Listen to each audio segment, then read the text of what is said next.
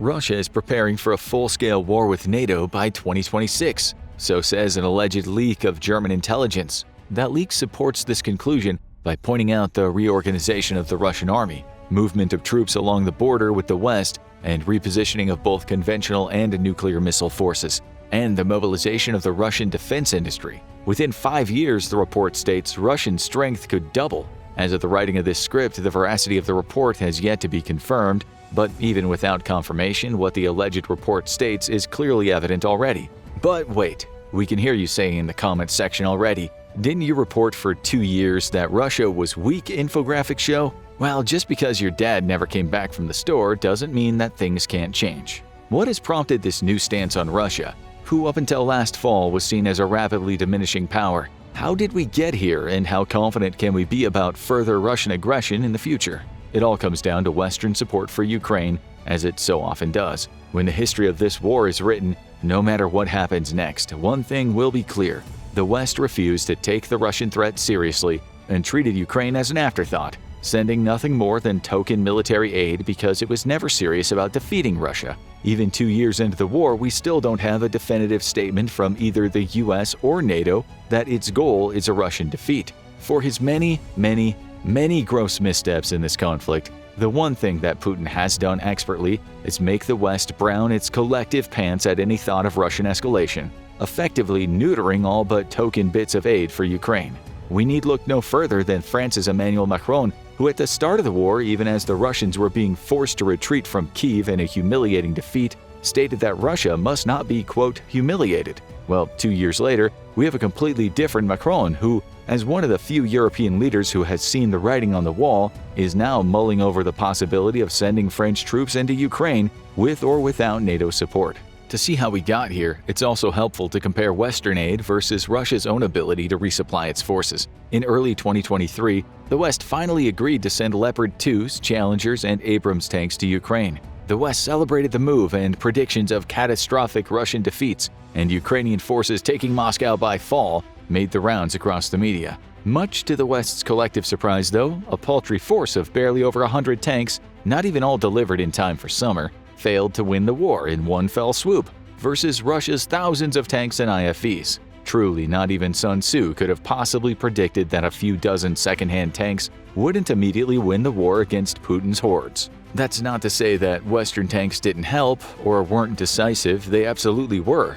Everywhere that Western tanks showed up, Russian tanks immediately became a federally protected endangered species. Western infantry fighting vehicles were also significantly decisive in engagements against their Russian counterparts, as has been seen in countless clips from the fighting, while the BMP runs the Bradley hunts. And when Western vehicles were defeated, their crews didn't immediately join the Ukraine space program the way Russian tank crews have historically been promoted to cosmonauts. Instead, Ukrainian crews survived their vehicles' destruction and lived to fight another day.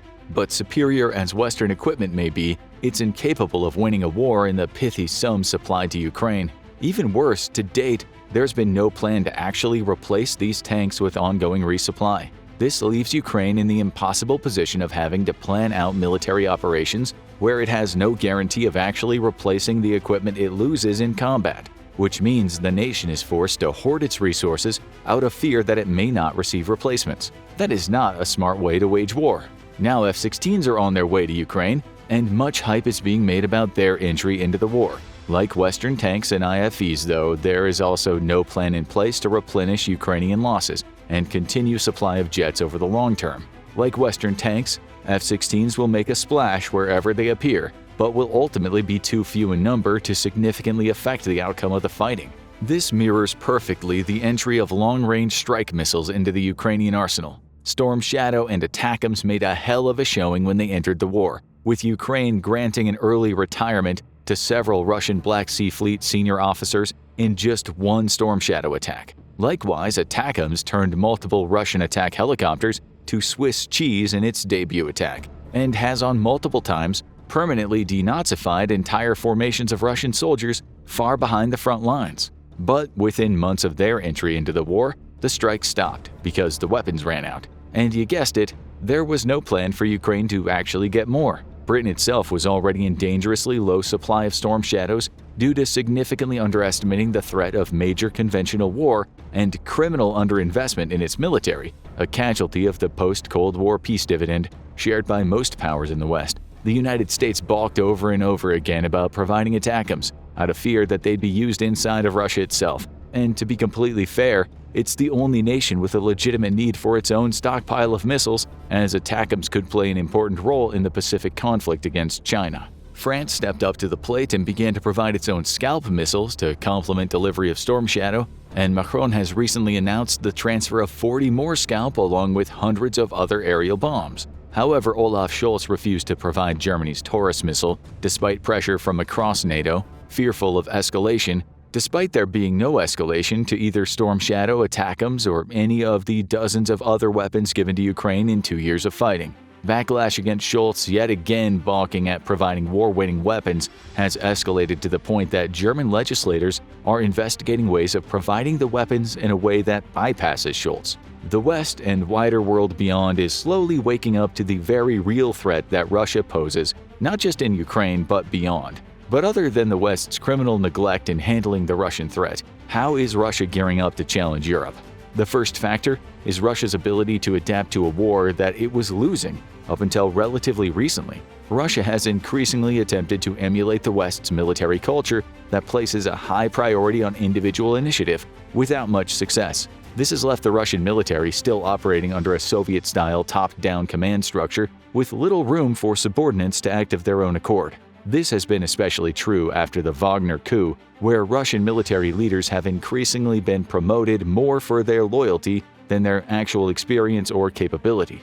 These are all bad things, but the good thing for Russia is that its military has proven adaptable to the many strategic and tactical failures of its past. The Russian military, for example, no longer operates tanks and armored vehicles in large formations during assaults, which we saw repeatedly decimated across the first half of 2023 and all of 2022. Instead, it's opted for smaller-scale tactics, often sending assaults out in small groups of unsupported infantry which identify and fix Ukrainian positions for artillery to the pound. Rather than sending in a large contingent of vehicles to reinforce the attack, instead we've seen far smaller scales of attacks of BMPs and tanks, limiting losses to Ukrainian artillery and drones. This actually exploits Ukraine's shell shortage, as the UAF is loath to expend its remaining stockpile of artillery shells on small targets. Next, Russia has offered increasingly lucrative pay packages to new recruits willing to serve in Ukraine. When the conflict started, junior officers made about 81,000 rubles a month, or $900, far below rates in Western militaries. However, 6 months later, junior troops who enlisted could earn as much as 195,000 rubles a month, or $2,100. Other perks include grocery and housing allowances, things that are typically standard in the U.S. military. In some cases, Russia even offered as much as 1 million rubles or $11,000 as an enlistment bonus for its, quote, elite divisions. These recruitment packages are incredibly attractive to Russians living in the nation's poorest oblasts, with an estimated 13.5 million Russians living below the poverty line. According to Defense Minister Sergei Shoigu, these incentives have generated, quote, 2 combined armies, a mixed aviation corps, and 50 new formations and military units, including 4 divisions, 18 brigades, and 28 regiments. Of course, Shoigu is a lying sack of shih tzus, so his figures should be taken with a grain of salt. Though given the dramatic expansion of the Russian military, they're also not entirely imaginary, as most Russian claims often are. Then there's the mobilization of the Russian industry, which has now been officially put on a war footing. This more than anything accounts for Russia's growing successes in Ukraine, because while Russian equipment may be garbage, it's generating enough to drown Ukrainian defenders in a tidal wave of it. In 2024, Russian defense spending doubled to 7.1% of GDP, a figure similar to the famous arms buildup of the United States in the 1980s, when America beat the Soviet Union at the Cold War by simply outspending it. Defense spending will account for about 35% of the total budget, and industries directly supporting the war are experiencing unprecedented growth. Production of transportation vehicles rose 66.7% in 2023, and computer and electronics manufacturing rose 42.6%, indicating that Russia is still able to procure badly needed microchips, despite international bans thanks to China. Navigation devices rose 72.4%, and protective clothing rose by 40.4%. At arms factories across the nation, production is now run 24 hours a day, and a new government committee has been established to oversee defense production.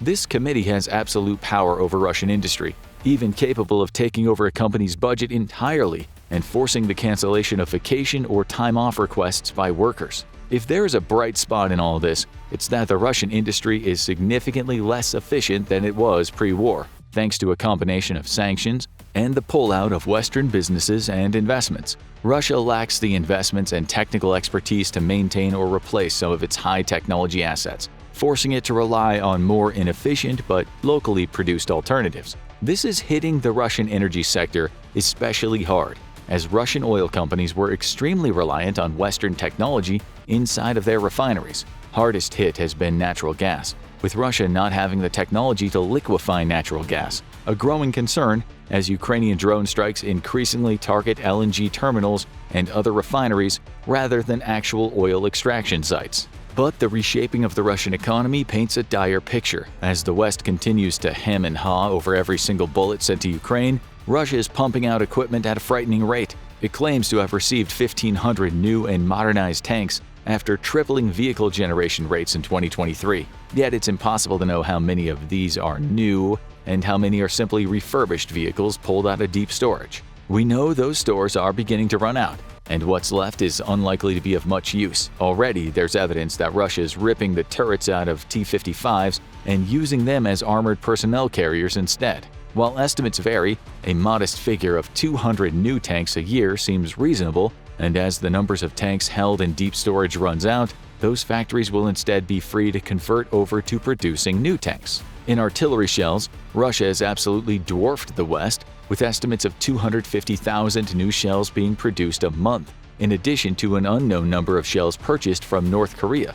This puts Russia on track to produce 3 million shells a year, while the US is expanding its own production capabilities to hit 100,000 shells a month by 2025. Though this effort has been stalled due to Speaker Mike Johnson refusing to allow a vote on the Ukrainian aid bill. Of the 1 million shells promised to Ukraine by the EU in 2023, just over half of that was ultimately delivered. There are efforts to purchase 1 million shells from abroad, but that doesn't fix the dearth in production by the West, and Russia has a massive head start on production. The results are evident on the battlefield. Despite a successful and vigorous campaign against Russian artillery by Ukraine that saw the UAF achieve shell parity or even superiority across parts of the front, we're now back to the old days. Russia is once more firing 10 times as many shells as Ukraine, with direct battlefield effects. All across the front, the lack of shells is leading to slow but incremental victories by Russian forces. Russia has also begun to produce drones in vast numbers.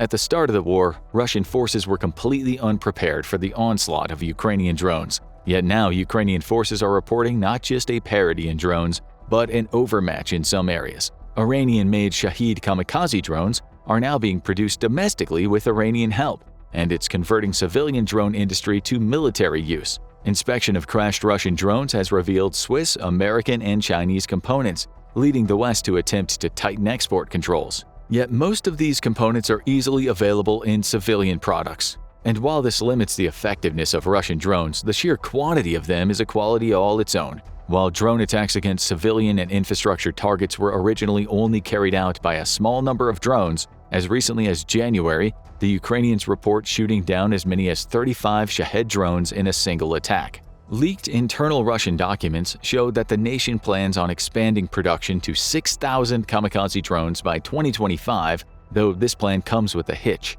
These drones rely overwhelmingly on Western components from the US, Germany, Switzerland, and other Western nations, and an effort to stop or curb secondhand sales outside of the EU and North America could put a serious crimp in those plans. Yet, as usual, the goal of 6,000 drones a month hints at Russia's willingness to pursue this campaign past Ukraine. It's not a simple matter to mobilize a nation's industry and then just wind it down. Switching from civilian to military production is a sizable investment in resources, and one you only make if you're expecting to continue producing military equipment in the long run. Simply put, Russia has opened the floodgate, and after weathering intense Western sanctions, it has little reason to simply close it up again. If anything, Russia has gotten tacit approval from the West itself to continue its campaign in Ukraine and beyond it as well. Putin has proven that the West is largely disorganized and, despite proclamations of unity, is anything but. Each new major weapon delivery prompts fierce debate amongst Western leaders,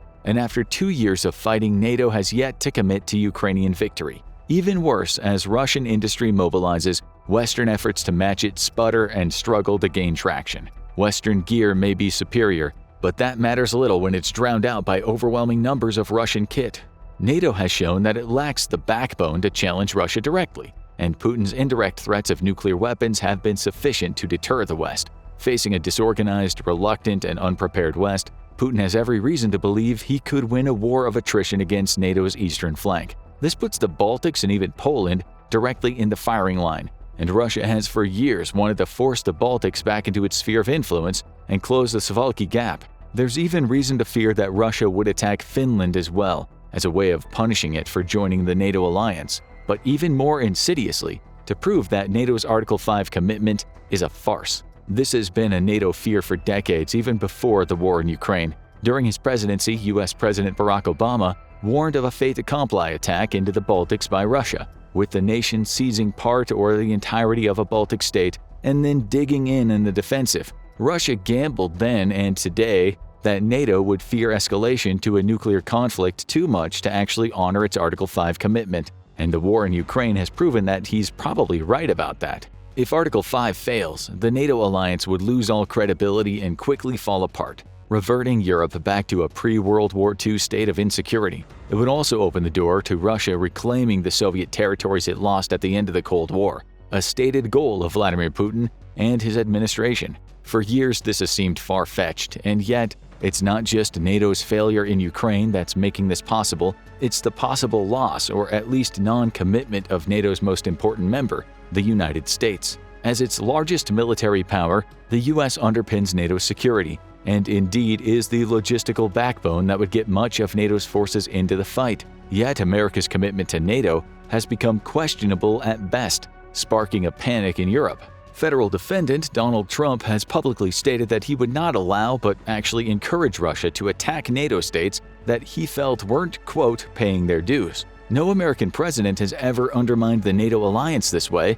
let alone actively encouraged a hostile foreign power to attack America's allies. Yet, Trump harbors other Putin sympathies that has alarmed many in Europe and in the US, and in the past threatened to pull the US out of the alliance. Now it's his arm of the Republican Party, the MAGA Alliance, which is actively blocking badly needed Ukraine aid, and has done so for months. Despite a bipartisan agreement to fund both Ukraine aid and border security, the most robust border security bill in history, and one endorsed by the National Border Patrol Council, Speaker and Trump ally Mike Johnson has refused for months to allow the bill to come to a vote. Leaving NATO would require congressional approval, and yet Trump has placed himself in position to gain the support that he needs should Republicans control the Senate. Fear of upsetting MAGA supporters has prompted many otherwise moderate Republicans to toe the party line, and with the appointment of Laura Trump to the Republican National Convention, the MAGA bloc has significant power to empower the election of MAGA-friendly Republicans.